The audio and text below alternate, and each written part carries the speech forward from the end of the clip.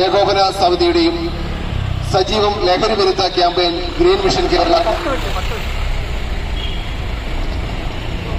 സംയുക്ത ആഭിമുഖ്യത്തിൽ സംസ്ഥാന സർക്കാരിന്റെ വികലമായ മദ്യ നയത്തിനെതിരെ നടത്തപ്പെടുന്ന നിൽപ്പ് സമരമാണ് ഇവിടെ ആരംഭം കുറിക്കുന്നത്.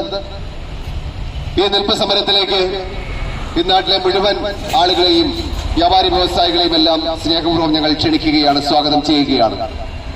നമുക്കറിയാം, ഈ അടുത്ത കാലത്ത് കേരളത്തെ ഒരു മദ്യപ്രളയത്തിലാക്കി മുക്കിക്കൊല്ലുന്ന ഒരു സ്ഥിതിവിശേഷത്തിലേക്ക് കടന്നു പോകുന്നത് നമ്മൾ കണ്ടതാണ്.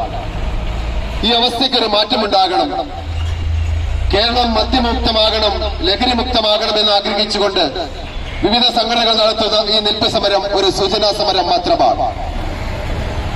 കേരളത്തിൽ നമുക്കറിയാം, ഏകദേശം 300ഓളം ബിവറേജ് കോർപ്പറേഷന്റെ ഔട്ട്ലെറ്റുകൾ പ്രവർത്തിക്കുന്നു. അതുപോലെ തന്നെ ഏകദേശം 800-ലധികം ബാറുകളും പ്രവർത്തിക്കുന്നുണ്ട്. 19,000 കോടി രൂപയാണ് കഴിഞ്ഞ വർഷം ഇത്തരത്തിൽ ഗവൺമെന്റിന് ലഭ്യമായിട്ടുള്ളത്. 5200-ലധികം കള്ളുഷാപ്പുകൾ ഉള്ളതിൽ ഏകദേശം 3600-ഓളം കള്ളുഷാപ്പുകൾ ആക്റ്റീവായി പ്രവർത്തിക്കുമ്പോൾ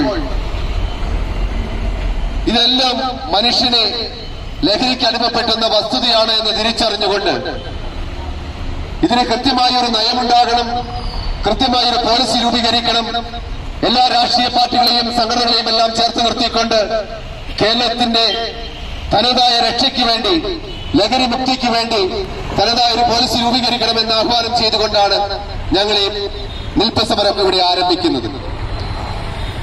നമുക്കറിയാം, ഓരോ ക്രിസ്മസും ഈസ്റ്ററും ന്യൂ ഇയറും ഒക്കെ വരുമ്പോൾ ഓരോ ബിവറേജ് ഔട്ട്ലെറ്റ് കോർപ്പറേഷനുകളും മദ്യഷാപ്പുകളും ബാറുകളും എല്ലാം മത്സരിച്ച് റെക്കോർഡ് തകർക്കുവാൻ വേണ്ടിയിട്ട് കിളഞ്ഞു പരിശ്രമിക്കുകയാണ്. ഇതിലെല്ലാം അടിമപ്പെട്ടുകൊണ്ട് പാവപ്പെട്ട ജനങ്ങൾ തങ്ങൾ അധ്വാനിച്ചുണ്ടാക്കുന്ന പണമെല്ലാം സർക്കാരിന്റെ ബിവറേജ് കോർപ്പറേഷനിലേക്ക് കൊണ്ട് അടയ്ക്കുന്ന ഒരു സ്ഥിതിവിശേഷം. ഇതിനൊരു മാറ്റമുണ്ടാകണം. കേരളം മദ്യമുക്തമാകണം, കേരളം ലഹരിമുക്തമാകണം. ഇതാണ് ഞങ്ങളുടെ ആഗ്രഹം. ഈ മദ്യവും ബ്രാൻഡിയും വിസ്കിയും എല്ലാം ഉൾപ്പെടുന്ന ബിവറേജ് കോർപ്പറേഷനും കൂടാതെ നമുക്കറിയാം, വലിയൊരു ലഹരി മാഫിയയുടെ പ്രചരണം അല്ലെങ്കിൽ ലഹരി മാഫിയയുടെ അഴിഞ്ഞാട്ടം ഈ നാട്ടിൽ നടക്കുന്നു.